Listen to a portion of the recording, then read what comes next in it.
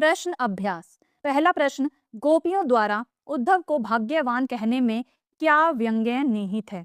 कि गोपियों ने जब उद्धव को भाग्यवान कहा तो उसमें क्या ताना दिया गया है उद्धव को? गोपियां उद्धव को भाग्यवान इसलिए कहती हैं क्योंकि वे कृष्ण के प्रेम से दूर हैं। व्यंग्य यह है, ताना क्या है इसमें, व्यंग्य क्या है कि वे वास्तव में भाग्यवान नहीं बल्कि दुर्भाग्यशाली हैं क्योंकि उन्होंने प्रेम का सच्चा सुख नहीं पाया जो गोपियों ने पाया था कृष्ण के प्रेम को पाकर। ठीक है, इसीलिए वो उद्धव को भाग्यवान कहते हुए ताना कसती हैं।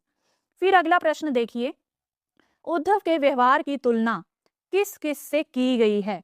तो उद्धव के व्यवहार की तुलना निम्न से की गई है।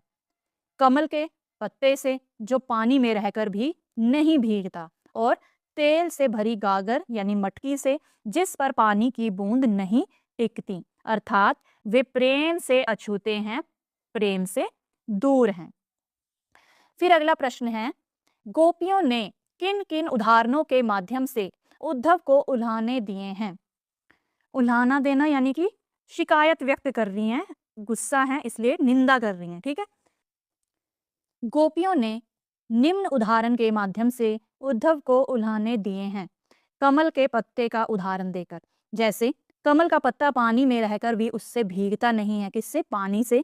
वैसे ही उद्धव प्रेम के बीच रहकर भी उससे अछूते हैं, यानी कृष्ण के पास रहकर भी, उनके करीब रहकर भी वो उनके प्रेम से अछूते हैं, उनसे दूर हैं। फिर अगला उदाहरण वो देते हैं तेल की गागर यानी घड़े का उदाहरण, तेल के घड़े या मटके का।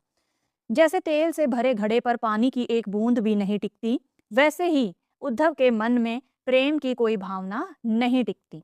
फिर तीसरा उदाहरण दिया प्रेम नदी का उदाहरण। गोपियां कहती हैं कि उन्होंने प्रेम रूपी नदी में पैर तक नहीं रखा, यानी उन्होंने प्रेम का अनुभव ही नहीं किया।